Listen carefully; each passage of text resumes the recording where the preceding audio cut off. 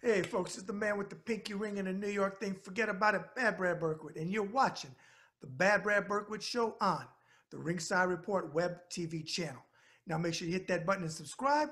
Leave your comments below the video. Let's have a conversation. Well, today, I had the lead singer of one of the biggest bands from the 1980s that had hits like Everybody Have Fun Tonight, Dance Hall Days, To Live and Die LA, which is my personal favorite of theirs many hits. This gentleman is coming from all the way across the pond, and he is Jack Hues. Forget about it. All right. Well, first of all, welcome, Jack, to the show. I appreciate you coming on. Thank you, Brad. Good to be here. Absolutely, absolutely. Before we get into any questions, let me throw the C word out, COVID. Okay. Yeah, I know that can be, people say, what's the C word? Yeah. Nick and I laugh too. How you coping? How you dealing? Yeah, I'm okay, really. I've used the time to write another album, actually, and record it for that matter. In fact, I probably wrote a couple of albums worth of material, but I've narrowed it down to one album this time, given that I released a double album at the beginning of the year, you know. So, yeah, I have my house and I spend a lot of time here, and I have a lot of, obviously because of the pandemic, a lot of time on my hands, really. I don't want to put it like that, though. You know, there's always stuff to do. I can never quite understand people who say, I'm bored. You know, it's like there's books to read, there's music to listen to, even movies to watch if you want to go that far. Okay. But I spend a lot of time, yeah, just writing songs, working on lyrics. And I really got into audio books, actually, which I've never done before. I always felt like with an audiobook, if you're listening to it, you're thinking about what they just said and not listening to what they're saying and stuff. But it wasn't like that, actually. I was more relaxed, I guess, because of the lockdown. And so I listened to a couple of audiobooks in depth and found them really great, actually, quite inspiring for this new record I was doing. Okay. Well, I want to start out talking about the new album, double album, Yeah. Primitive. Yeah. I listened to it on, I think it was on Spotify. I listened to the whole thing. Okay. Thoroughly enjoyed it. I love this. I love the sound. Cool. Gonna ask you a couple things about it, but one song that jumped out, you did a standard on there, the Old Chestnut, written by the late Hal David and Burt Bacharach, who's still with us, The Look of Love. Yeah. Which you put your own, you seasoned it with your own sound, kind of a jazz feeling, kind of, I mean, I really dug it. I liked the direction you went in, because, you know, I know a lot of artists have recorded and done real big instrumentals, and you put your own touch on it. And I liked what you did with it. I really did. I enjoyed it. Thank you. And I enjoyed the whole album. And like you said, it was a double album. Yeah. Talk about that. And it was your first released solo album of your career. Absolutely. Yeah. Okay. Yeah. Talk about it, please. So, yeah, I mean, even before the lockdown, I was basically, I because of circumstances in my life, I moved into this sort of one-bedroom apartment that I own in Canterbury. I live in the city of Canterbury, which is just outside of London in the UK. And yeah, I was spending a lot of time there, and I had all my guitars and stuff, you know. So I started working. I started with The Look of Love, actually. Just recorded it around Christmas time one time as a sort of present for a friend, really. And it sort of inspired me to sort of think, you know, I could actually do quite a lot, because I was used to working in studios, really, or at least working with an engineer, you know, who took care of that side of things. But I thought, you know what, it's just like with a couple of decent microphones and some good instruments and the voice, you could do quite a lot these days, you know. So I just really got into it, and for about 3 months, I just wrote and wrote and wrote, you know. And then I sent some of the stuff to a couple of friends of mine. I sent it to Nick, actually. I sent it to Martin Page, who's a really good friend of mine in LA, great songwriter. And both of them came back, you know, very enthusiastic about it, you know, and that encouraged me to do more. And I think since I was a kid, well, since I heard the Beatles' White Album, really, I was fascinated by the idea of double albums. And around that time in the late 60s, you know, the White Album, Cream's Wheels of Fire, Electric Ladyland, even the earlier Bob Dylan's Blonde and Blonde, they all had a certain kind of gravitas to them, these albums, you know, and also a sense that they weren't edited in the same way that a single album is, you know, so you got this sense of the extra stuff, that, you know, the elongated jam or the live stuff or the whatever it is that's there, you know, and I found that always fascinating, you know? So this project grew into being a double album, and I just wanted it to be like loads of stuff, you know, just like a real outpouring. That's kind of how I was feeling, what I needed to do, and it was a really cathartic experience to do the whole thing. Okay. And it's available on your website? Yeah, you can get it from Bandcamp as a sort of physical thing. You know, I designed it to be on vinyl, really, you know, in the spirit of those great double albums of the late 60s, early 70s. So on vinyl, the visual presentation is very beautiful, but you can get it on double CD as well, which sounds great. Yeah, and you can download it, I think, from Bandcamp via my website, which is jackhughes.com. Okay. All right. Like I said, props to you. I listened to the whole thing while I was doing research on you, and I enjoyed it. That track jumped out, and it was the first track on the list. And now all the other songs were, I didn't get a chance. I listened to everything, but I didn't get a chance to look at every songwriter. Did you write everything else on the album? Apart from the last track, which is a cover of Lana Del Rey's Video Games.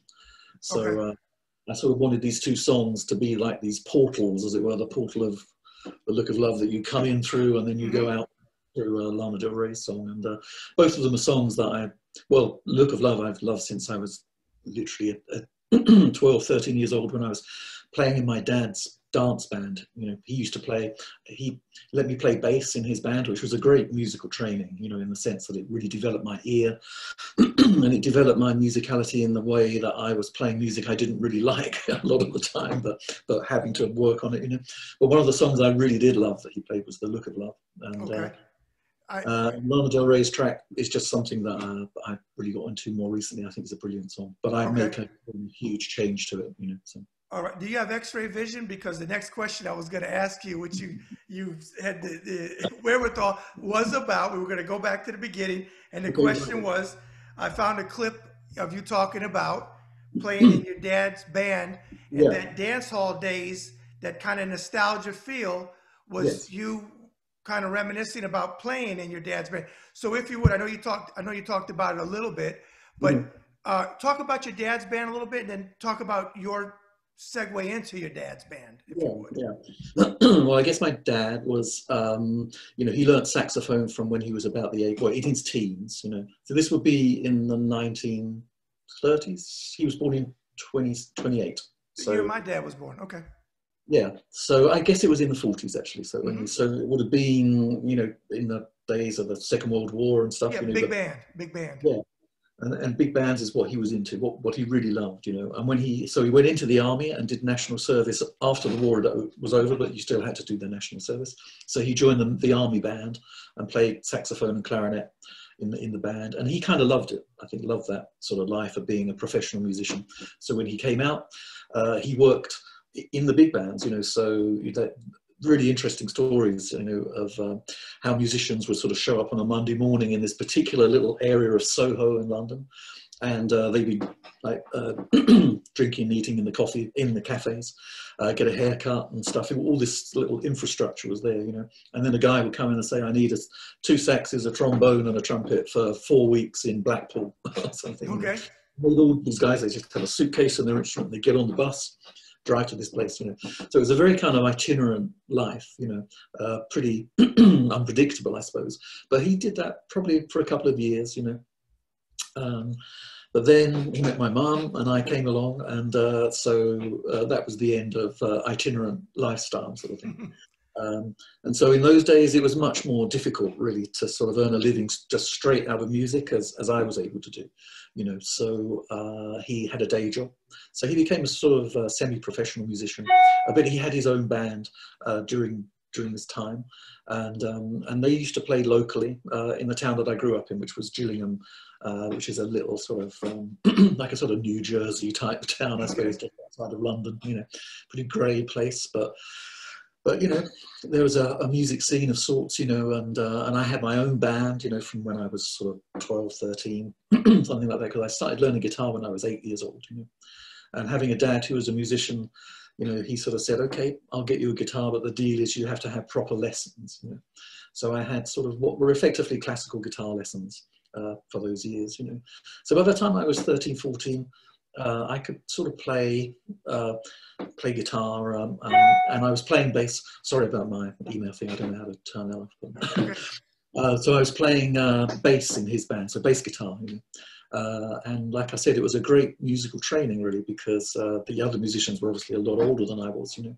And I remember I used to stand, he had a really good Hammond organist, a guy called Phil Thompson, who was sort of like this sort of long-haired kind of guy. He was doing all kinds of things in London, you know, but played in my dad's band, and I used to hang out with him. But also on stage, I just watch his left hand, you know, just playing the bass parts, basically. And I couldn't really read the notes exactly, but I could sort of just intuitively get it, kind of thing. And I had the music in front of me as well, you know. So between those two things, I sort of learned to read the music pretty well, and also learned to follow him, what he was doing, you know, and that really trained my ear, you know.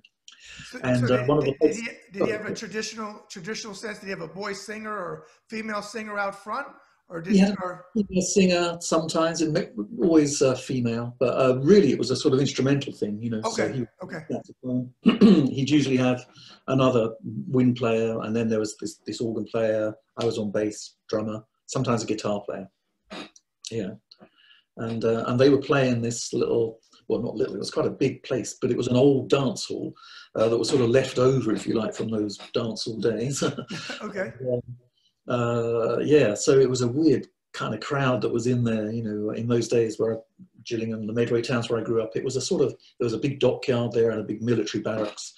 So those guys used to sort of get in there and just start fighting and stuff. And it was a weird place in many ways. But like I say, I was just on the stage, and that was my training.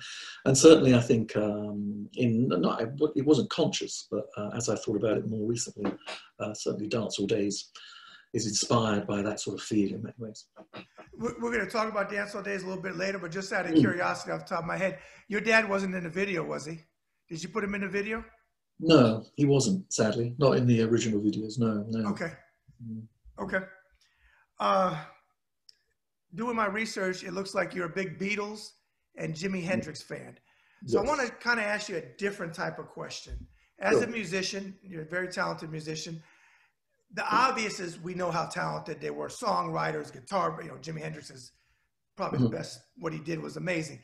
But not for the obvious Beatles and Jimmy. From your experience being a musician all these years, what did you see, or what do you see maybe now in the Beatles and Jimmy that maybe the average fan, besides where we love their music and all of that, and I mean, I know they're great songwriters, McCartney, Lennon, Harrison, but what do you see in them that the average person might not see? Okay. Well, I mean, I think the initial connection, you know, with the Beatles was pretty much the same as everybody, and, you know, to do with the way they looked as much as anything. But I think as I've sort of thought about the Beatles and sort of studied their work, more recently, I don't do it anymore, but for about 7 or 8 years, I taught songwriting at the university here in Canterbury, or one of the universities. And, you know, I was always banging on about the Beatles to these kids who were kind of like, what, Yellow Submarine and all that stuff, isn't that a bit boring? You know, it's like, no, you don't get it. But what I think with the Beatles is it's the musicality, you know, and by that I mean from pretty early on, they were throwing in these chords that you didn't really get in sort of the pop songs that preceded them, you know. And so I remember a talk with McCartney where he was talking about hearing this particular Pat Boone record that had a particular chord in it, you know, which music theory, if you like. He's just putting verbal labels on things that you can hear, and they're pretty complicated sounding labels, a bit like medicine or something, you know. I'm sure it is designed to alienate you, you know, but really they're just labels, you know.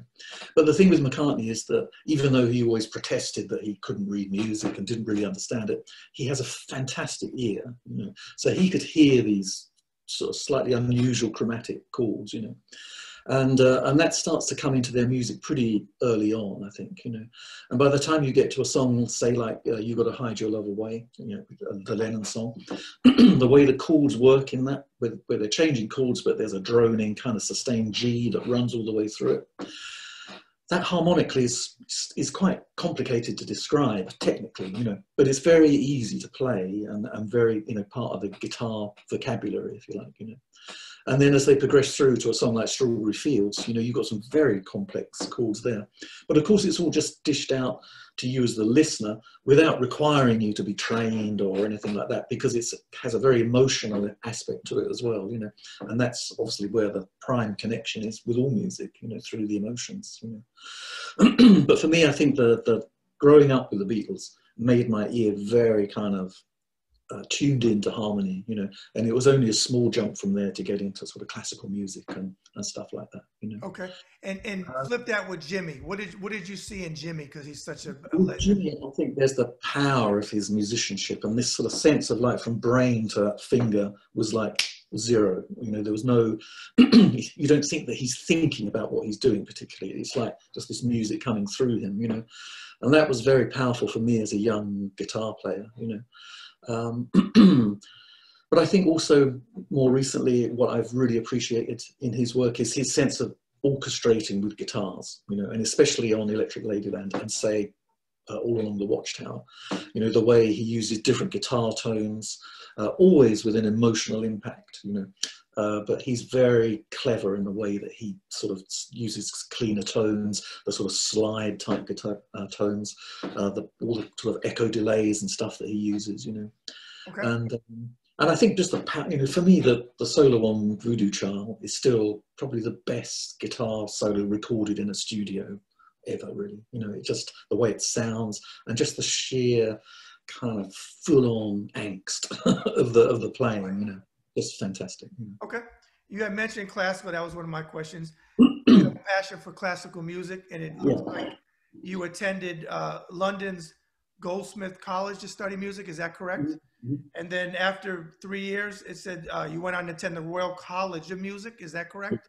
I did. Okay. Talk about those experiences. So so I listened to the Beatles and Hendrix, and you know, when I was growing up, it was getting into prog and all of that stuff. I was massively into Yes and Genesis, Pink Floyd, Led Zeppelin, you know. Not so much the far out jazzier stuff that I like now, you know, but the more sort of mainstream song oriented post Sgt. Pepper type prog, I suppose, you know. But obviously I couldn't study pop music now like you can, you know. I wanted to sort of study music. My parents wanted me to go to university, so I studied music at university, you know. But I did find it difficult to get a place at university because I knew nothing about classical music, really, you know, beyond my guitar lessons and a few odd pieces I'd had to study at school. So most places turned me down, but I did get this place at Goldsmiths because the guy who ran the course had written a piece with an electric guitar in it, you know, a very avant-garde piece.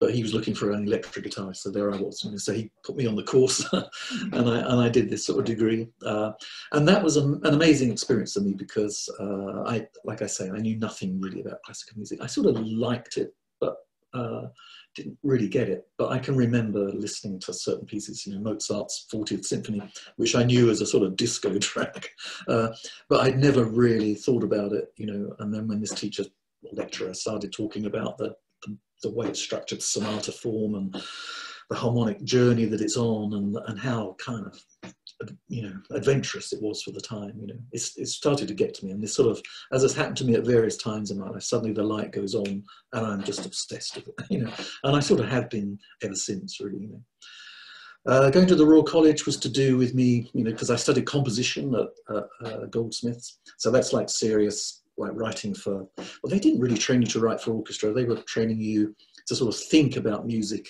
in an objective way, in a sense. Think about music much like a conceptual artist might think about painting, you know.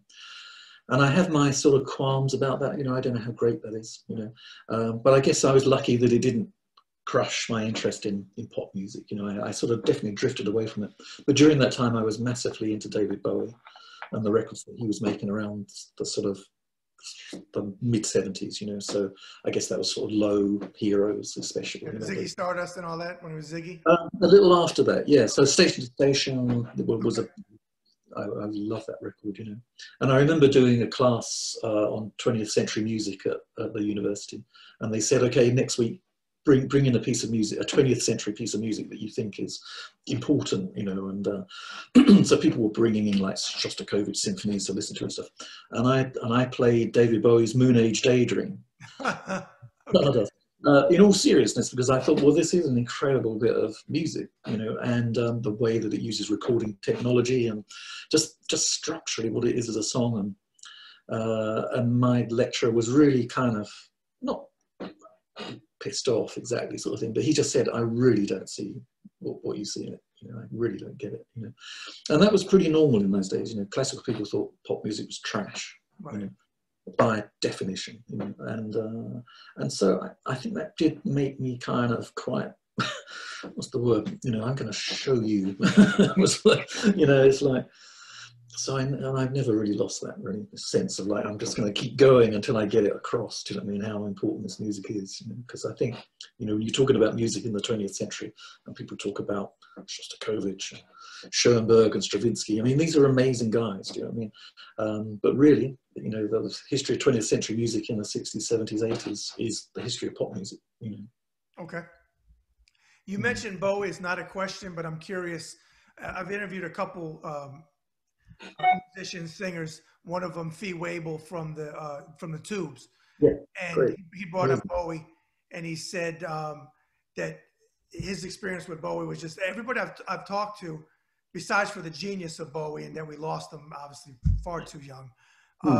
That he was a really, really nice guy. He was very giving to other musicians. Just curious, did you have any dealings with Bowie? Did you ever meet him or anything like that? Not personally, no. I did. I had dinner with him once, but we were on different tables in the same restaurant. You know, Okay. that was it. All right.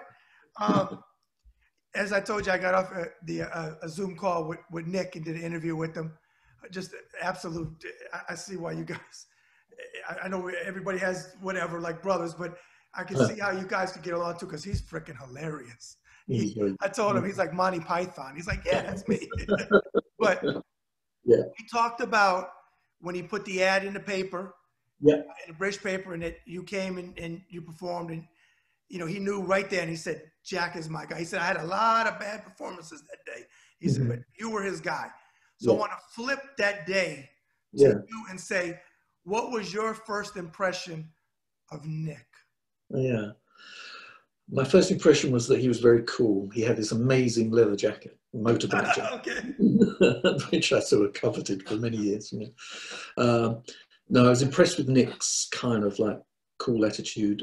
I liked the music that he'd written because, as he probably said, you know, it had these slightly jazzy chords, but he was playing in a very punk style, which was the style of the time, really.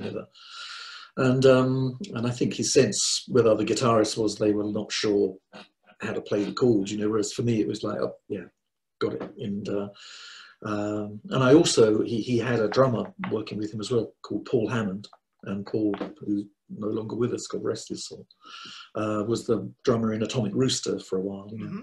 Still one of the top 3-4 drummers that I've ever worked with in my life. He was absolutely brilliant. So jamming with those guys was a breath of fresh air, you know.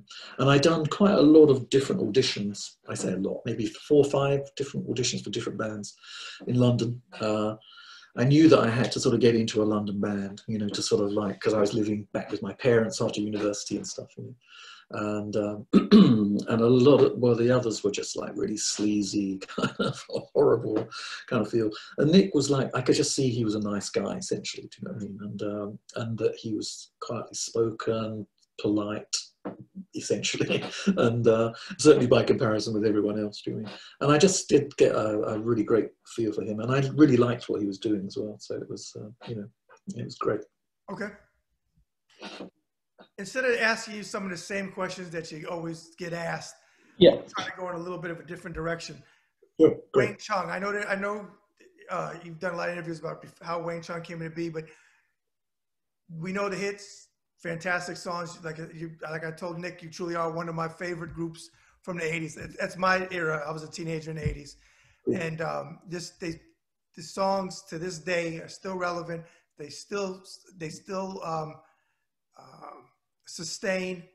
I love that people now are like you mentioned about classical saying, "Oh, this generation." We always have that. Yeah, The 40s said the 50s was too much with Bill Haley, and it's the yeah, 60s said the 50s. You know, we always know yeah, that. But yeah. there's become such a, in the last maybe 10 or 20 years, maybe 10 years more so, Mm. such a love and admiration of 80s groups and the music. I also think maybe subconsciously it was the times, because we're in a very precarious time in the world, not just Yeah, with COVID, but just the world itself.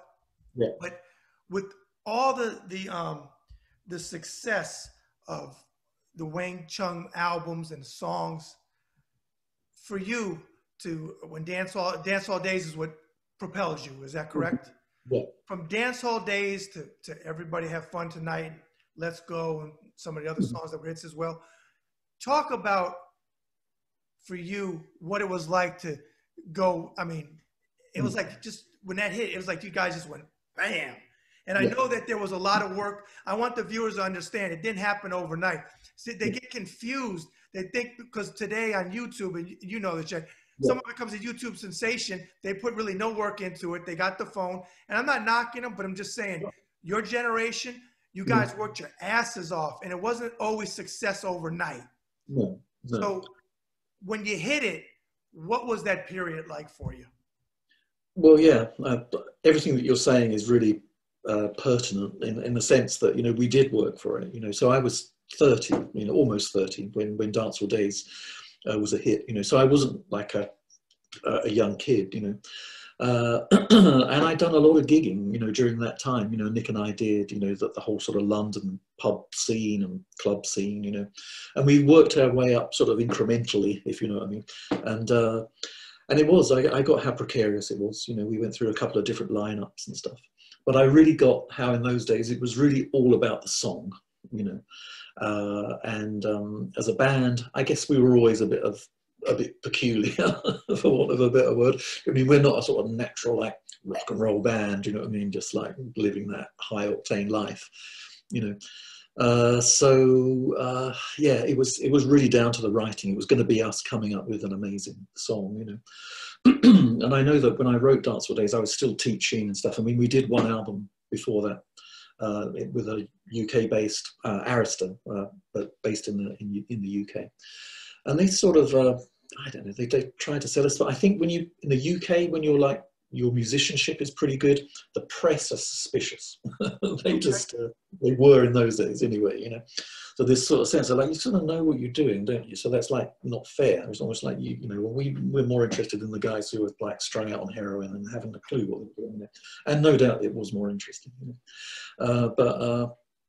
But I think that gave us the impetus to sign to an American label, you know, or certainly the manager we had at the time thought we'd be better off signed to a label in the States.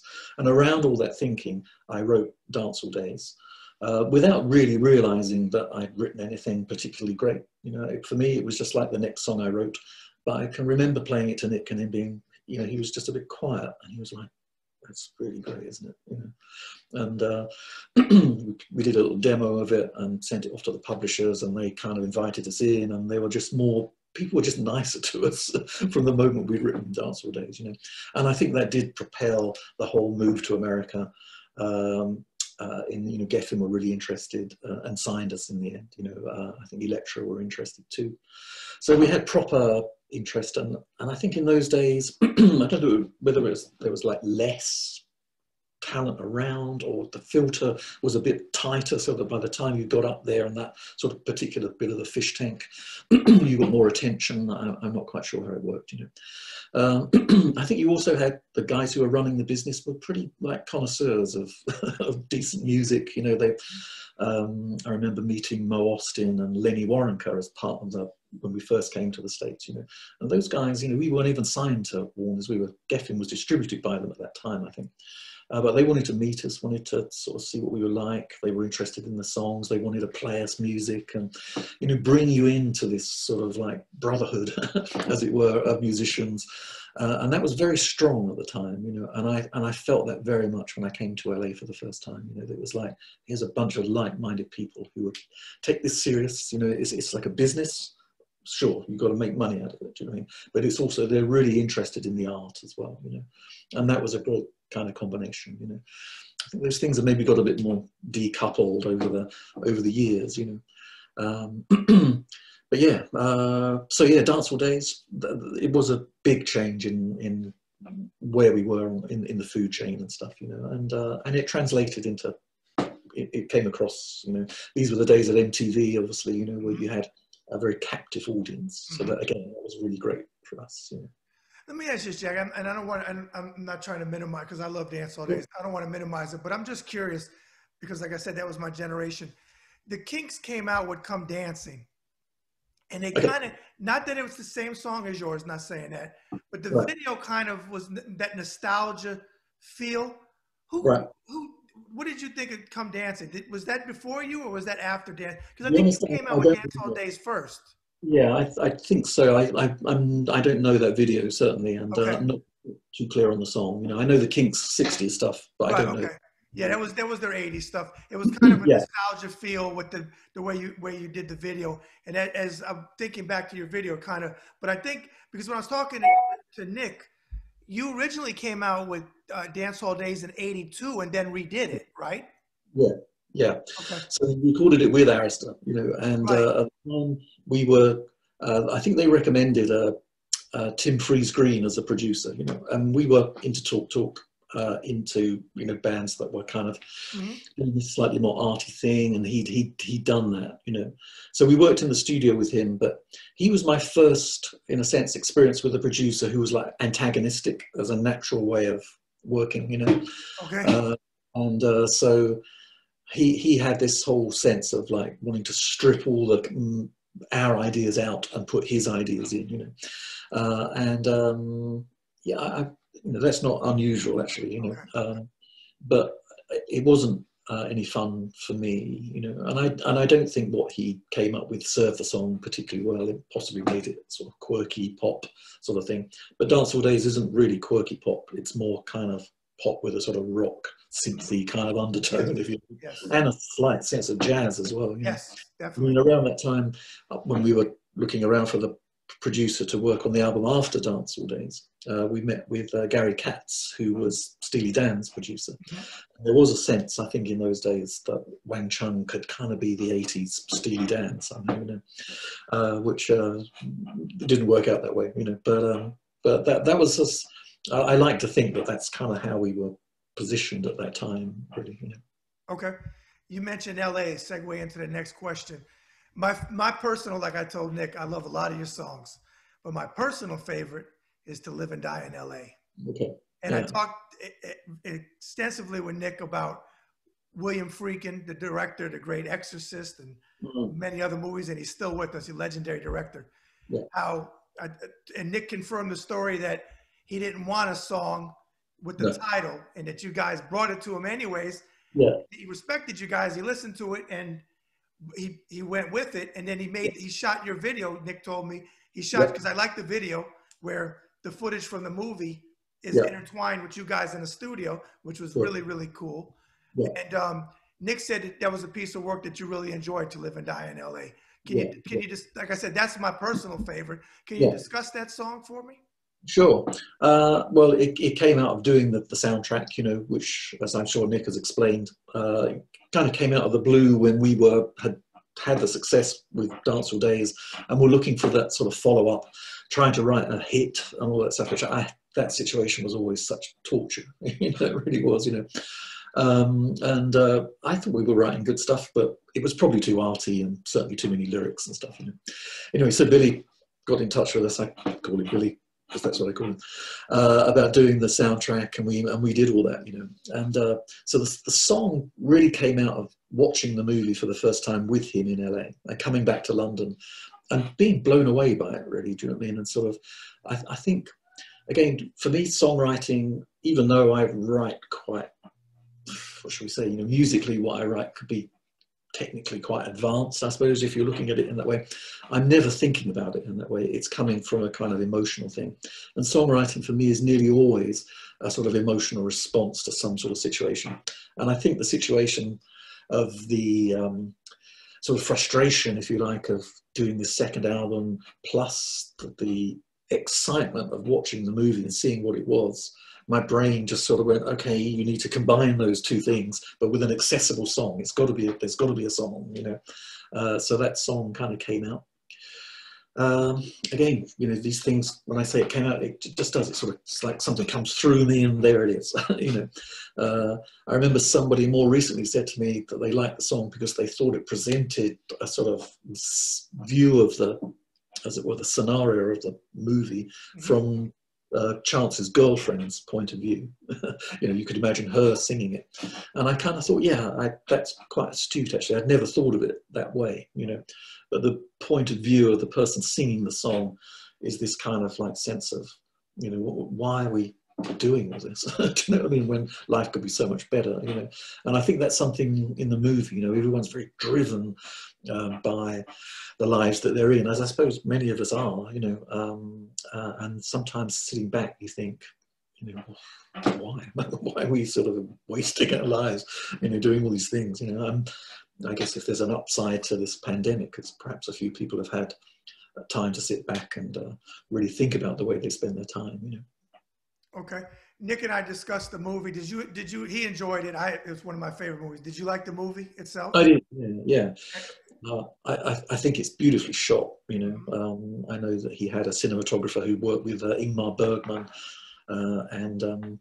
yeah, and that was one of the things that really struck me when I first saw the movie, was the opening 20 minutes almost are quite impressionistic. Do you know what I mean? There's a bit of story here and there, but a lot of it is just these incredible, like when he bungee jumps off of the bridge over the LA River or wherever that is. Do you know what I mean? But the way that's shot and the tanker going underneath and the views of LA and the sort of misty smokiness of it, it's real great movie making. You know, it's not obsessed with just telling you the story, bang, bang, bang. Do you know what I mean? Right. And it's not a lot of special effects that take away from the storyline. Exactly, yeah. And Nick and I were talking about, because I asked him, did you guys meet Willem Dafoe? Because he's one of my favorite actors. And he said that you did meet him. But we also were discussing, and I know you know this because you saw the movie, that it's also not traditional. And I told the viewers, if you haven't seen, I'm giving the ending away, but that the lead actor, William Peterson, gets his head blown off. You don't usually see that.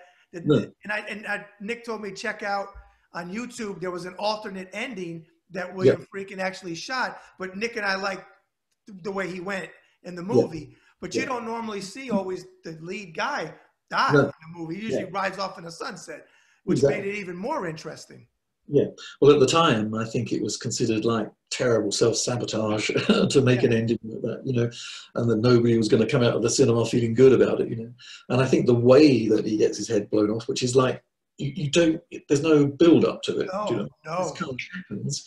But that's what makes it all the more, you know, Friedkin's very interesting in that his sense of, you know, and it comes across in all his movies, you know, that life is very unpredictable and sometimes things go horribly wrong and you can't go back from there, you know. And so I think there's quite a sort of existential thing in To Live and Die in LA. It gives us a real power to it, I think, you know. And although watching it now, it can seem a little dated in certain respects, I think that because he's such a great filmmaker, that still comes across, do you know what I mean? And there's this raw power. And the fact that that ending is there, it just doesn't pull any punches anywhere. And it's just an amazing bit of filmmaking. Okay. Now that led into you working with him again in 1990. Yeah. You scored The Guardian. That's right, yeah. Talk about that. Well, that was a very different sort of movie, different scene, really, you know, in that Wang Chung had just split up around that time. Well, I say split up. Nick and I just decided we wanted to call it a day, or at least for a while, you know. And so Billy was working on this movie called The Guardian, and he was kind of like, yeah, you know, send Jack over, let's do it, you know. So I think I'm the only composer he's worked with twice, you know. But whereas To Live and Die in LA, you know, we did the score in a week in a studio in London without seeing the film. With The Guardian, I sat with him, watched the rushes, and sort of scored the music to the movie, sort of, you know, in a conventional way, you know. Given the choice, I'd much rather work the first way round, you know. But working on The Guardian was interesting. It was really interesting for me to be in Hollywood, working with Hollywood musicians, working, you know, going to the film set, you know, with the sound stage and all of that stuff. It was really great experience. I'm not sure that it made me kind of really want to be a film composer. In fact, it probably had the reverse effect, you know. And I'm probably not a film composer in the sense that I'm not someone who could just kind of write to order. You know, I am an artist who writes what's kind of happening to me, you know, and so that's just the way it is, you know. But yeah, it was interesting. It was probably the most interesting stuff was hanging out with Bill a lot more. You know, I used to spend time at his house and we'd watch movies, and I remember watching Citizen Kane with him. I remember watching a sort of Laserdisc thing of The Exorcist with him as well, because he wanted to check the quality of it and all that stuff. You know. And we used to sort of drive around LA, see different people, and yeah, it was very interesting hanging out with him. He's a very cultured man, very sort of interested in literature and music and art. He's got beautiful paintings in his house, you know. And he's just super interesting person to hang out with. Nick said great storyteller too, right? Yeah, incredible storyteller, very fun. Yeah, and some, I mean, he's been in some such incredible situations, you know. Okay. Now, I'm looking behind you. This is not obviously a question, but I'm just curious. You got the Beatles. I see the Beatles. Jerusalem Delivered. Yeah. Interesting. And those Yeah. books to the right look like you probably had those for many years. They look like almost look like to your the further. I can't. I'm pointing like you can see me. I mean, because are those what books are those? Out of curiosity. Those are old music textbooks that I've had Okay. for years. Yeah. Okay. I sort of put these books up here a while ago, actually, just to, so it's just not like a blank wall behind me. Okay. Probably the key one, The Songwriting Secrets of the Beatles. The Beatles. Okay. Fantastic book. Okay. You mentioned, I heard you tell a funny story about dance hall days that you were teaching guitar lessons, maybe classical guitar, and the kid didn't show up, and you started jotting down the lyrics for dance. Is that a true story? It is. Yeah, very much so. It was a class where this kid didn't show up. They were like 20-minute classes, you know. And I remember sort of getting this idea of, you know, take your baby by the hand, and you know, that the sort of shuffly kind of rhythm, which I always related to Little Feat. I said this a bunch of times, you know. But Nick and I were both. What I loved about Nick when I met him was he was into punk and all the stuff that was current at the time, you know. But he was also into these sort of great American bands like Little Feat. And the sort of bands like Chic and Chaka Khan and Marvin Gaye and all that sort of more soul stuff, and you know, he was really into Frank Zappa as well. Still is a massive. He told me he idolizes Zappa. He told me. So all of these sort of influences sort of came through, yeah. But anyway, so Dance All Days, yeah, sort of, I feel it sort of had. It wasn't just like a sort of punk song. Do you know what I mean? It had this sort of shuffly, slightly kind of jazzy, soul-y kind of feel to it, you know. And in those days, because we were working with primitive drum machines, it was hard to get them to play that shuffle rhythm. You had to really trick them, basically, and program them in a different sort of tempo sort of thing to get them to do that. And I remember when we were recording in Abbey Road with Chris Hues, you know, we spent ages just trying to get it to sit in the right pocket, you know. But yeah, that's always interesting. It still does. Okay. Well, I want to thank Little Billy or Little Johnny, whoever didn't show up that day, because I love that song. And a lot of my viewers, when they saw the press release I did that you were coming on, and Nick, they were like, everybody have fun tonight, but dance all days. You know, they love those songs. So Little Johnny, Little Billy, or whoever you were, I'm glad you didn't show up that day. Thank you so much. And I know you are too. Now, in more recent years, Jack, you taught songwriting at Christ Church University. Yeah, I did, yeah. And in Canterbury. Talk about that experience. Really interesting experience, yeah. So I moved to Canterbury, wow, like 20 years ago, you know, and you gradually sort of, in a small town, you sort of get in more into the infrastructure of a place than living in the big city sort of thing, you know. And this guy who was teaching, you know, his brief was to teach pop music, basically. I think it was, I forget what the name of the course was, but he was a lovely guy, but he was really trained in like community music making, you know, so he was sort of like, you know, teaching kids how to sort of get a choir together and all this stuff. And they really weren't like, you know, we want to, you know, learn about, well, songwriting was one of the main things, you know. So he said to me, well, would you come and just do like a couple of hours a week and talk about songwriting, more the technical side of it and the engineering side of it. So I was like, sure, you know, and sort of got me out of the house a bit, you know, which when you're a songwriter, you know, and I wasn't really doing much Wang Chung stuff at that point. It was kind of good to have, you know, somewhere to go on a Tuesday afternoon or whatever it was, you know. But it gradually sort of expanded, and then a new guy took the course over, and he was kind of much more aware of who I was, you know, without, you know, but, you know, he knew about dancehall days and stuff, and he was like, just, you know, write the course, do whatever you want to do, and just teach it, we'll facilitate whatever you need, sort of thing, you know. So I had this great opportunity to write a 3-year degree course for the students, you know. And at that time I felt really sort of pretty strong about, you know, songwriting as a, not so much that I could teach people songwriting, but I think when you do songwriting, well, any kind of creative stuff actually, it's incredibly good for you, for your brain, but also for your psychology, because I think it confronts you with yourself, with your weaknesses, with your failings, with your strengths, and so on.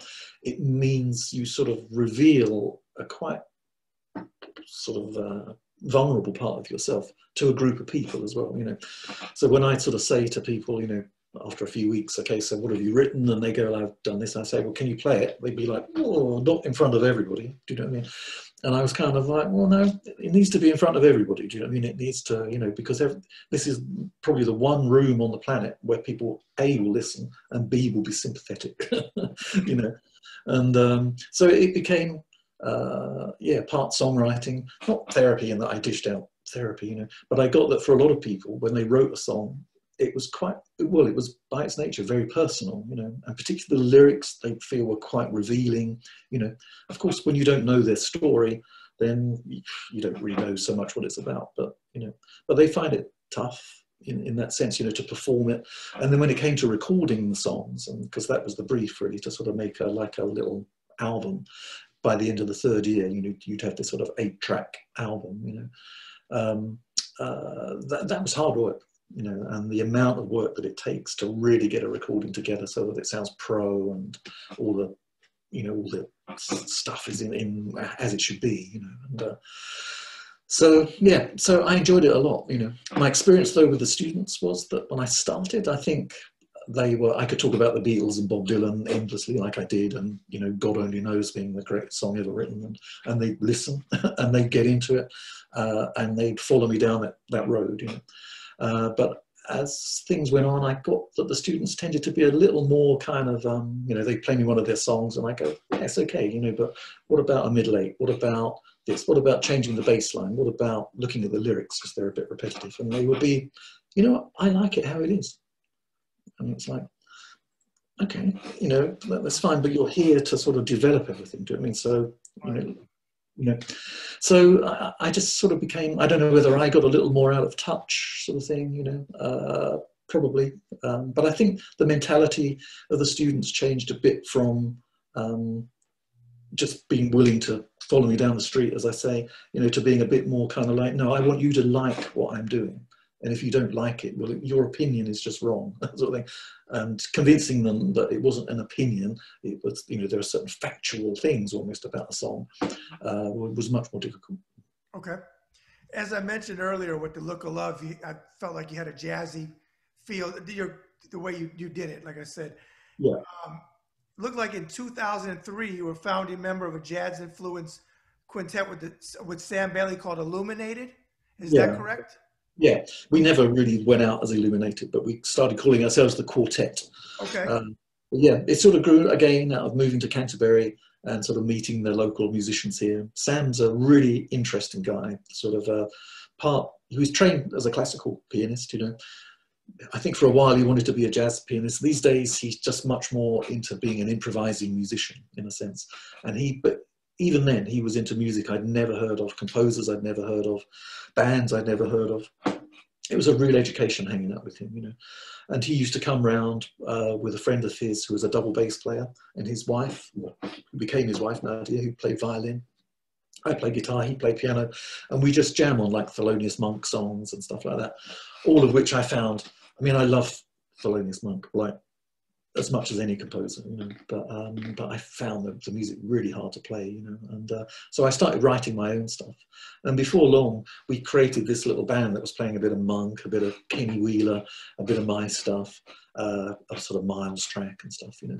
But this was a time when I was just massively into jazz and really getting into it sort of deeply, you know, sort of, there's a thing on Twitter this morning about John Coltrane and his track Alabama and stuff. And I remember, you know, in the 90s, kind of not getting Coltrane at all, like buying a CD and I'm just like, I just didn't like the sound of it, do you know what I mean? But right by that time, I was kind of addicted to Coltrane. I had to hear him every day, do you know what I mean? Or it just didn't feel right, you know?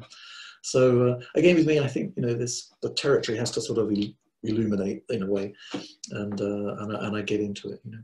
But yeah, this whole experience of working with jazz musicians has been really interesting. I don't know if you know Bill Bruford, the drummer, Bill Bruford. No, what Bill group? Bruford, he played with King Crimson, then he Oh, played King with, Crimson, sure. King Crimson, I know. I think he may have played with Genesis as well, actually. Okay. But anyway, amazing drummer, do you know what I mean? But Okay. his autobiography is really interesting in that he talks about, you know, working with Yes, and, you know, how working with a rock band basically, you know, and then working with jazz musicians, you know, and how, you know, jazz musicians will sort of like, he said he was on the plane with, I think it was John Harl or somebody like that, and they were kind of like, had this music out on the table in front of them on the plane, do you know what I mean? Just like basically in their head learning this piece that they were going to play that evening, like a saxophone concerto or something. You know, also planning on doing studio sessions the next week with Chick Corea and, you know, I mean, all this Oh, I remember stuff. Chick. Yeah, sure. You know, in the time that it took John Hull to learn this sort of saxophone concerto, Chris Squire would still be trying to work out which bass to use and stuff. You know? So there's just very different sort of attitudes in the music, you know. And I love working with these sort of jazz-oriented musicians. Their technical skills are incredible. Their work ethic is incredible, you know. And they are just, you know, if it was a fair world, those guys would be earning a lot of money and be, you know, very famous, you know. But as it is, of course, I think jazz has always been a labour of love, you know, and it's hard to make a living out of it, particularly now. You know. Yeah, definitely. So just out of curiosity, with you like in jazz, with some of the vocalists, do you like people, I would assume Ella Fitzgerald, Sarah Vaughan, singers like Yeah, that? yeah. Billie Holiday, Okay. in particular, yeah, It's, yeah, it's funny you mentioned Billy, because when you said with Coltrane, at first you didn't quite, I won't say you didn't get it, but it yeah, didn't grab you. That was Billie Holiday for me. My Uncle Stan yeah, was in the music business for many years. He worked for Sinatra and a lot of right, Nat King Cole, a lot of famous people. And he kept telling me, listen to Billie Holiday. I said, can't, mm, I mean, I just didn't get her. And then I listened to an album. He made it on CD for me 20 years ago, maybe, yeah, of Lady in Satin. And I okay, heard her do a cover of You've Changed. oh yeah, And I'll tell you what, I listened to You've yeah, Changed by Billie Holiday. I changed because Billie yeah, Holiday became one of my favorite. I got her then. yeah, I heard Strange Fruit, yeah, and stuff like that. And I didn't quite get it when I was young. But when I really started listening to her from this album with mm, Lady in Satin, which I yeah, thought was her best album, it just, like you said with Coltrane, it yeah, grabbed me and it's never left me now. absolutely, yeah. Um, Something I didn't ask Nick, and I'm curious, Jack, I want to ask Mm. you. You guys that have written stuff together, correct? Yeah, our usual way of working is separately, you know, but back in the day, we used to sort of like get ideas and then come together, play them to each other, and he go, Was it a well, words and lyric? Was it music and lyrics, or was it both, or what? tended to be both. Yeah, I think both of us tended in those days to write the music first. Quite often, we get music ideas and then build lyrics around them. You know, but the better songs, I think, that the lyrics and the music come together. So "Dance for Days" was like that. "Everybody Have Fun Tonight" was like that too. Really, certainly "To Live and Die in LA" was like that. You know, so. Yeah, you know, we would sort of.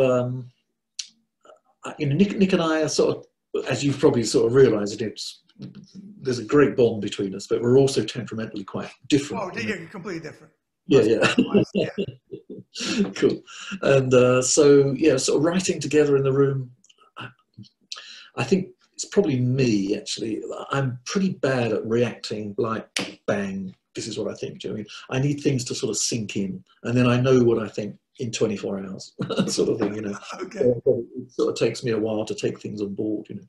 So, yeah, so we didn't do much like real, you know, just sitting down and writing a song from scratch, you know, but we sort of work on ideas and stuff. And quite often I would write lyrics for Nick's songs and stuff, you know, if he sort of got stuck, and, you know, and I quite often put in a middle eight or something like that, you know. So gotcha. A proud father moment for you. In 2011, you wrote the music for your son, who directed, your son Jack. yeah. He directed Act of Memory, A Christmas Story. Yes. And you did the music, correct? Yeah, yeah. That was Talk a really about that. Yeah. Well, Jack is an actor from quite an early age. Well, around about 17, I think I won't go into the whole story, but he got an audition for a soap opera in this country called EastEnders. But it wasn't even an audition, actually. He just went along to a sort of workshop day and sort of got spotted. And they kind of wanted to give him an audition, and then they phoned up and said, actually, we just want to give you the part, you know. So he was in EastEnders for about 5 or 6 years, I think. Yeah, I saw that on IMDb. Yep. Yeah, you know, big star over here, you know, in the way that soap stars are. Like, he's in everybody's living room like 4 nights a week or something, you know. You know, like his little sister Violet, you know, she'd sort of go to school, do you know what I mean? And her friends would open their lockers and there'd be a picture of Jack on the locker, you know. Why have you got him? You know, he's just like a brother. It's like, you know, so that was all funny, you know. But yeah, I think the whole experience for him of this extreme fame, you know, was quite traumatizing in a way, you know. So he sort of stepped away from the acting for a while, and got more into directing, you know, and was working with a West End sort of theatre production company very closely with the couple of guys that ran it. And they helped him sort of get this movie together, you know, and they had great contacts and stuff, you know. So it's a sort of, I think it's about 10, 15 minutes, maybe around 10 minutes long, you know, and it's a Christmas story, and Jack is hugely into Christmas, you know. Yeah, it has like Anna Massey in it, who's a very famous English actress. I think it was the very last thing that she did. She did the narration for it, you know, before she passed away. And yeah, and I sort of went on set with him, you know, for one afternoon, just watched him working with the actors and stuff. And he said, you know, would I do the music? So I did. And we just sort of thought it should be a very simple sort of piano-based score. So I kind of came up with this slightly sort of Christmassy sort of vibe, you know, sort of you know, open-hearted sort of thing, right. The usual stuff. Yeah, it was a wonderful experience. Thinking back off the top of my head, were you guys, because you were one of the biggest ones of the 80s, were you on the We Are the World? Did you do We Are the World, you guys? No, we didn't, no. And I'm not sure. There was a good reason why we did it. Although big at that point, I mean, I figured you'd be there because most of the English groups were there. We really should have been, yeah. And I can't remember why we weren't, but there was some kind of prior commitment or something. Okay. I can't remember. Right. I think at the time nobody was quite, you know, I think it was a bit like Woodstock at the time. Everyone thought it would just be a bit chaotic and probably best to forget it, sort of thing, you know. So okay. You know. I told Nick, I said, there's always a chestnut that I find in doing research when I have guests come on. And one of them for me was now I can't say it, and Nick said it was your idea for the song title. I don't want to mispronounce it. He broke your chops, so when you see the video, I'm not going to, he said, yeah, that was Jack's idea of the name. I don't want to mispronounce it, but it's, how do you say it? Orchesography. Yeah. Okay. Well, I can't really pronounce the name. I don't want to mess it up. But I will tell you this. I told it with Nick. It's a masterpiece. I love what you guys did. I really, really did. Which you recorded with the Prague Philharmonic Orchestra. You did your hits. Yeah. Loved it. I watched the videos. I was giving you guys props because I said, you guys, I said, either they gave you the clothes or you guys got a lot of damn style, because the video that you did was so fast, and the Yeah, clothes changes, the clothes kept changing. I said, you yeah. guys are cool as hell to this day with the way that you were dressed. I said, you guys got a lot of fashion. But the album itself, I loved it, Jack. I thought what you did with the orchestra, it was great. I loved the video. I loved how the sunglasses popped on Nick Yeah, and the whole cool look, and you're moving and just flying the video. Talk yeah. about that experience. Well, that Everybody Have Fun Tonight one we did in London with Armando. You know, Armando used to make videos in the late 80s, 90s and stuff. You know, massive budget things. You know, and like everybody now, he works a lot more cheaply, but he's an incredibly resourceful guy and a great director, really, really good, you know. And he just got this sort of sense of doing like a spoof fun thing on the original video, you know, which obviously has the kind of very fast cutting Mm-hmm. stuff. When we did the original video, obviously there were no computers, so that was all done by hand, basically. Do you know what I mean? I think there was some bit of technology they were using to edit it, but I think the guy who edited the original Everybody Have Fun Tonight, you know, just ended up in an insane asylum or something, you know. But nowadays, obviously, to sort of chop between takes and stuff is relatively straightforward, you know. But no, Armando got this idea. There's this great girl in it. What's her name? Millicent. She sort of does, you know, she's just really great style, sort of cabaret artist, you know. And yeah, all sorts of people sort of came in and just made little appearances. And Nick's, his partner, Valeria, she has 2 children, and they're in the video quite a lot as well. So that was really great, you know. So we wanted it just to be fun, but with definitely referencing the old video in a sort of respectful kind of way. Okay, and talk about the recording with the orchestra, with the Prague Orchestra. Well, the orchestra thing was great, you know. I mean, with that situation, there's a lot of preparation. So initially, we worked with an arranger who would sort of send us a sort of mock-up, but like basically done just using samples of the sort of orchestral versions, you know. And Nick and I got really pretty deeply involved in sort of rebalancing those a bit to try and get them. I think, you know, for Let's Go, for example, Nick got very involved in that, you know, and trying to sort of replicate the orchestral equivalent of how the record sounded, sort of thing, you know. And then other things we were a little looser with it. So what I really loved about that record was how we did Overwhelming Feeling, which is a track on Taser Up, which is an album that we released in 2012, I think.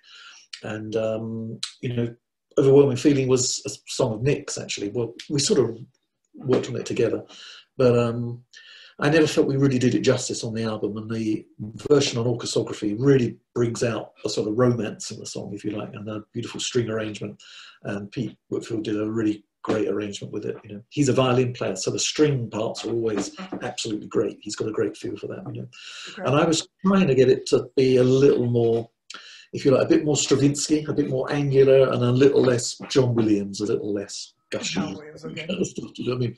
So I think the orchestrography just has a bit of attitude as well, you know. But it was fun to do, and I guess, as I say, there's a lot of preparation. But then we got to go to Prague and go to the studio and hang out with the orchestra, and basically the whole album done in a day, because you've got these sort of 60 guys sitting in a room.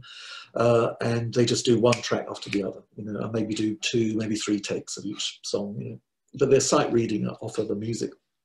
And of course, that's what those guys do. But that's their gig, you know, is to give me the music and they play it, you know. So very different from the rock band sort of thing of continuous experimentation and trying to play things, you know. So, but it was exciting to hear these things. Great studio in Prague, wonderful producer that they got for us, and yeah, the whole thing was just great.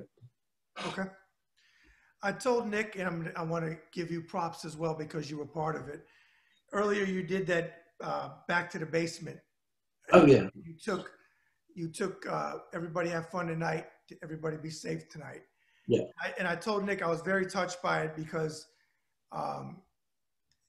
you obviously were talking about COVID, but at the end, and you know this, yeah. Nick holds up the thing and he says, COVID-19, he said, stay safe from the disease.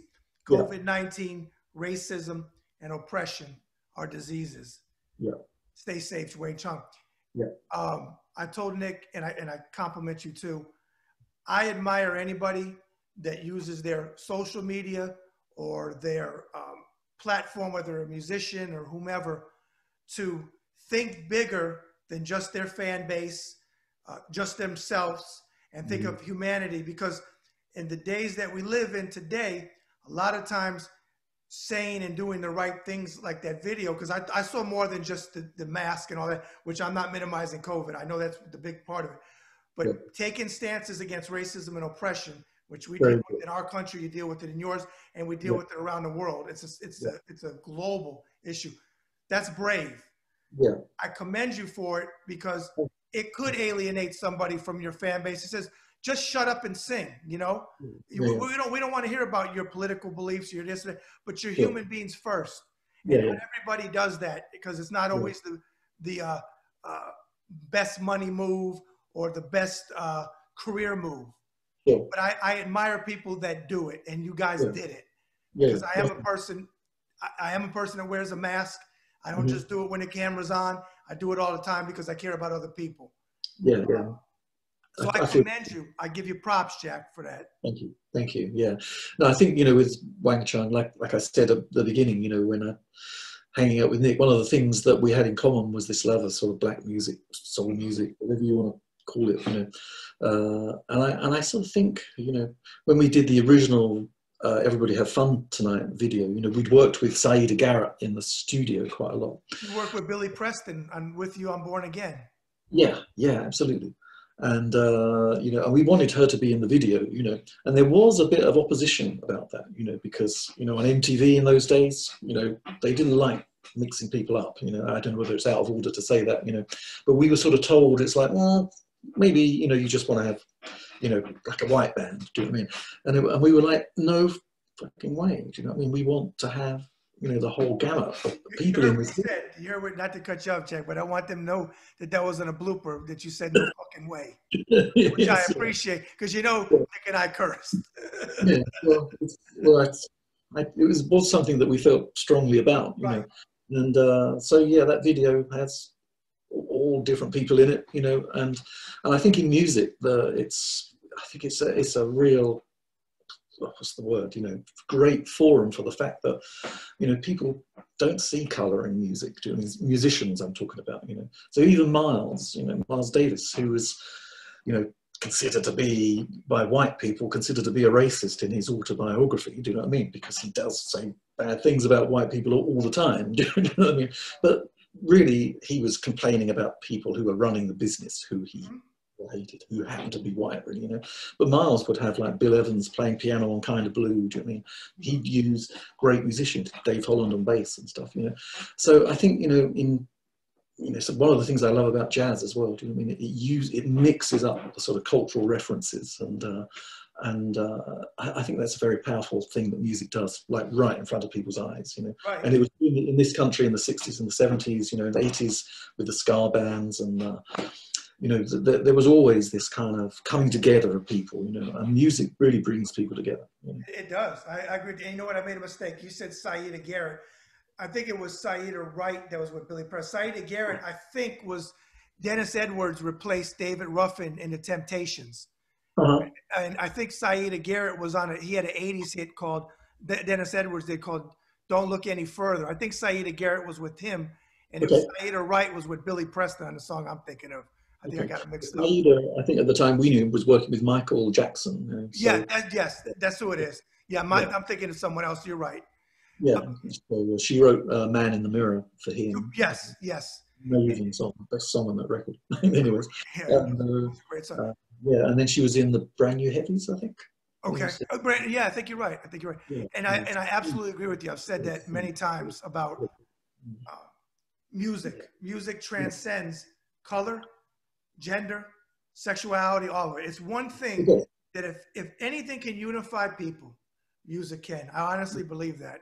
Yeah. No, it's a powerful message that music has, and I'm working on a new album right now, which is that's one of the central messages in this album, because I'm trying to write an album that deals with life as it is right now, you know, so the Black Lives Matter thing and the COVID thing.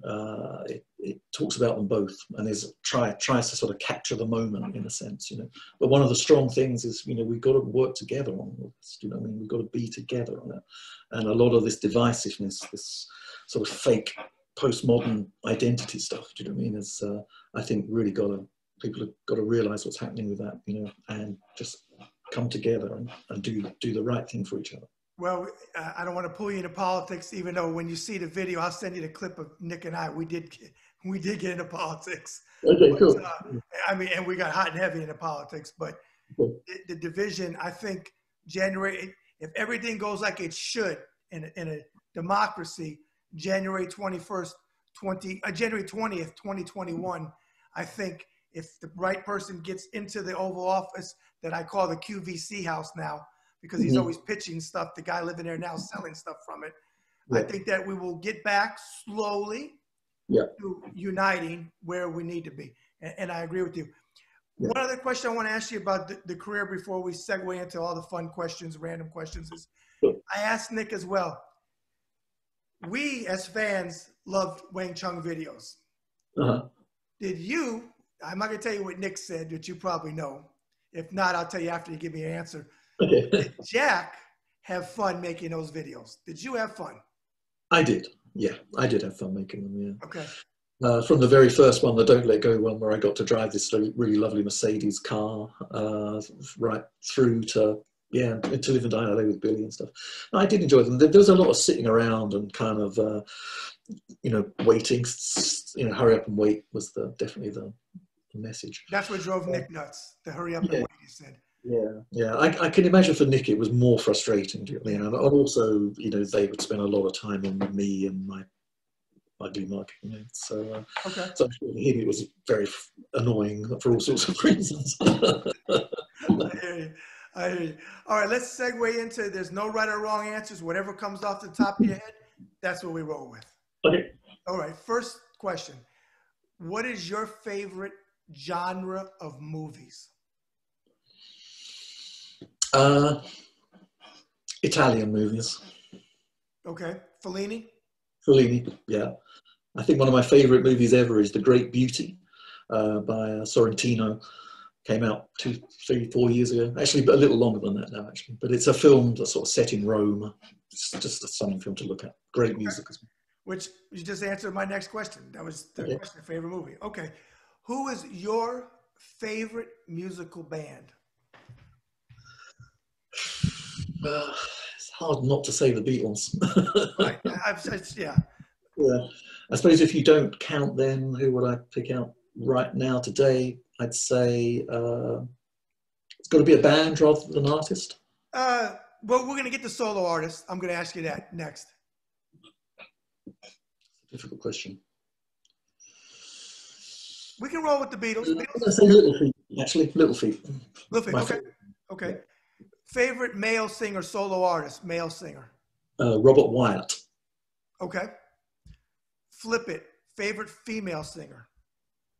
Joni Mitchell. That's what Nick said. Joni Mitchell. Yeah. That's what he said. Okay. Yeah. I think if I would, is there anyone more current that I would pick up? It doesn't. It can be from any era. It doesn't. Whatever you pick. Joni, I think, is a genius. You know, and you know, one of the greatest songwriters ever. Okay. You're in the car or you're on the tube. What do you call the train there? The tube? The tube in London, underground. Okay. Yeah. All right, the tube, the car, the shower. What song do you hear in your head that you hum sometimes? Oh, God. For me, it's quite often just chunks of classical music, actually, that sort of play in my head. So, I don't know, a lot of Mahler plays in my head, actually, quite a lot of the time. Okay. Yeah. Are you a car guy? Do you like cars? I sort of say no, but I am quite interested in them, you know. Yeah. What's your dream car? Oh, okay. Yeah, that's a difficult one. I guess I'm not a car guy. I don't really have... Well, you mentioned a Mercedes. You said you like that Mercedes. Yeah, well, I've got a Mercedes recently, actually, which I really love driving it, you know. But it's a, you know, it's a very kind of It reminds me of an old American car, actually. I mean, it's got quite a big engine and it's sort of like just rolls along. Okay. But it's just very quiet and comfortable. It's got quite a nice radio in it. I think cars, for me, if they've got a good sound system, I quite like them. Okay. I know what, just out of curiosity, it's not even a question, but on the page. What is a gallon in American dollars? What does a gallon of gas over there go for? Like premium, your highest octane, what does it go for? Yeah, because we have it in litres over here. So it's like £1 and 12, maybe £1.15 for 1 litre. So I suppose it'll be like £2.30 for 2 litres. So it's kind of in the region of $2.50, which in dollars is going to be about just over $3 a gallon. Okay. Okay. How much is it with you guys? Well, for 93, the highest, like for Mercedes, you got to put the highest octane in. It's like $2.49, $2.49. Yeah. I did see gas, the cheapest, the regular. I just saw it for under $2, like $1.91. Right. But it always goes down when the colder months in the United States. The prices it goes down. Okay. But knowing Trump, he'll take credit for it, even though he's got no dealing with gas. So, but Yeah. anyway, Yeah. do you have a favorite noise or sound you like to hear? Water. Okay. Mm. Flip Like, it. okay. Oh, no, go ahead. Like, go ahead. Water, what? I was Like, going to say that sort of, like sitting by a river, that kind okay. of sound of water. Yeah, yeah. Okay. Like a Yeah. creek. Okay, I got you. Yeah. Yeah. Flip it. Least favorite noise or sound. Yeah, just like industrial noise, that kind of. I mean, I say this, sometimes industrial noise can be really dramatic and amazing and quite musical and stuff, But there's been some guys all summer building a house opposite me. The noise they make, soaring things up and stuff, that's just like grating noise, man. It's not Okay. good. Favorite food. Italian food. Okay, we're twins. Okay. Okay. If you were to hit the lottery for the 2, 3, 400 million, the big one, what would be the first thing you would do? Well, I think my favorite city in the world is Venice in Italy. So I'd probably go there and buy myself a nice apartment. Not big, but somewhere nice that I could have as a place to go whenever I wanted to. Okay. Which leads into my next question. I think you actually have ESP, Jack, because like there's Okay. 4 questions. They were the next question. I love it. Would that be your favorite vacation destination pre-COVID? Yes, it would. Yeah, yeah. I love spending time there. Yeah. Okay. If you could meet one person from any time in history, dead or alive, who would you like to meet, and what would your first question be for them?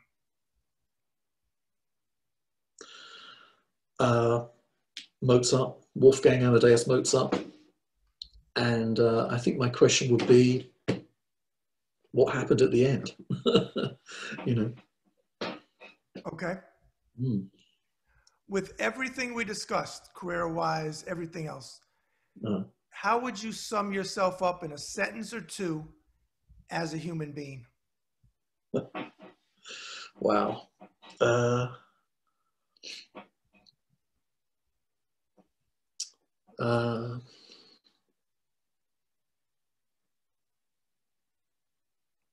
Well, I think I'm pretty focused, certainly on music, but I'm also very devoted to my family, to my kids, my 3 kids especially, and now my grandchildren as well. Right. So, yeah, push comes to shove, I was like playing Mousetrap with my grandson Raphael a couple of evenings ago. That gives me a huge amount of pleasure. And at various times in my life, for all of the kind of attractions of the fame and, music and, the fascination of music and stuff, a few hours just chatting with my kids is just bliss for me. So I guess I'm somewhere between the two, sort of driven, but also mindful that the most important people in the world are my kids. Okay, very commendable. You've done many interviews over the years. Mm-hmm. Is there one question that an interviewer never asked you, and you said to yourself, I wish that I would have been asked this question. And if there is, what's the answer? It's a great question. God, that's so interesting.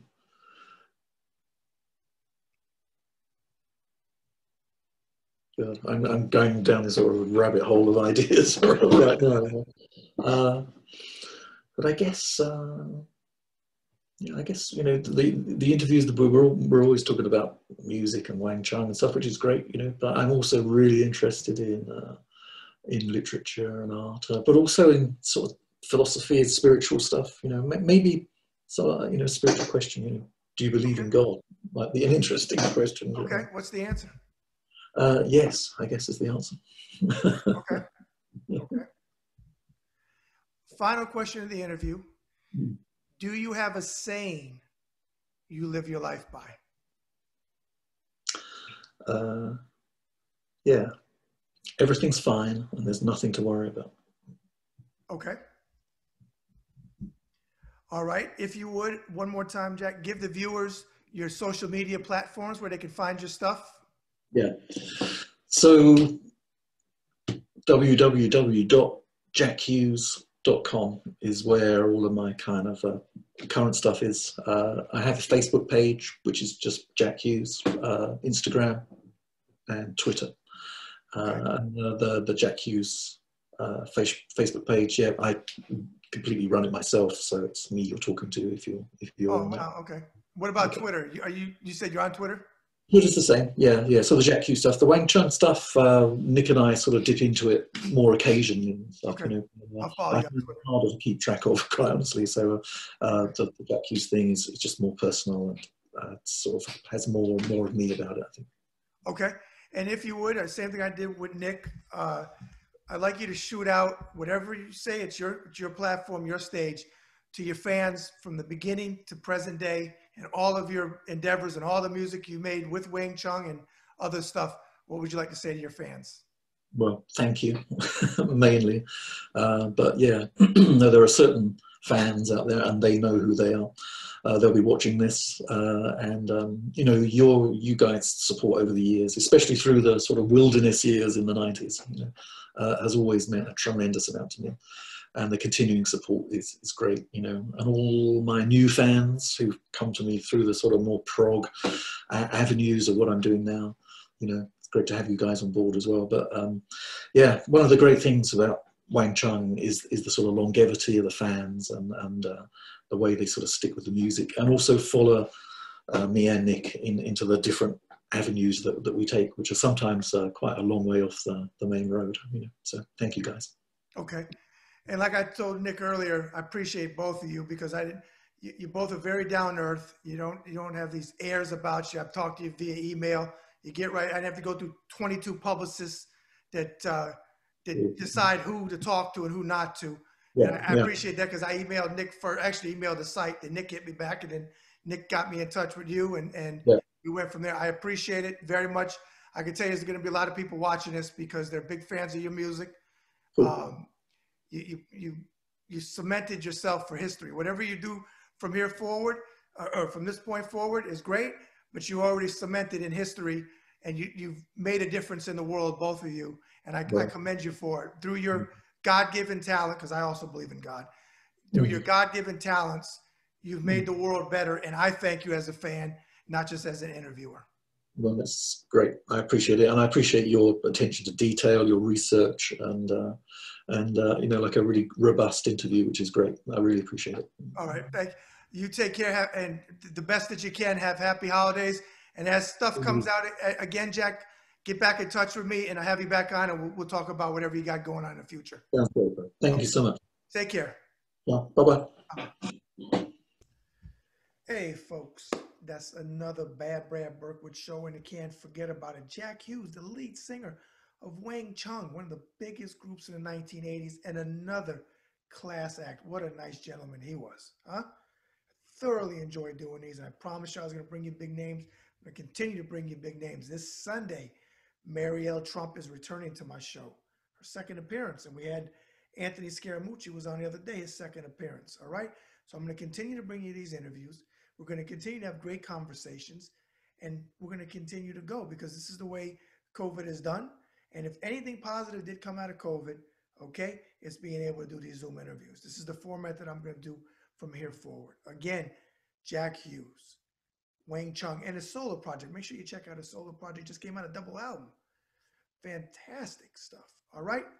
And remember, folks, every act of kindness is a little love we leave behind.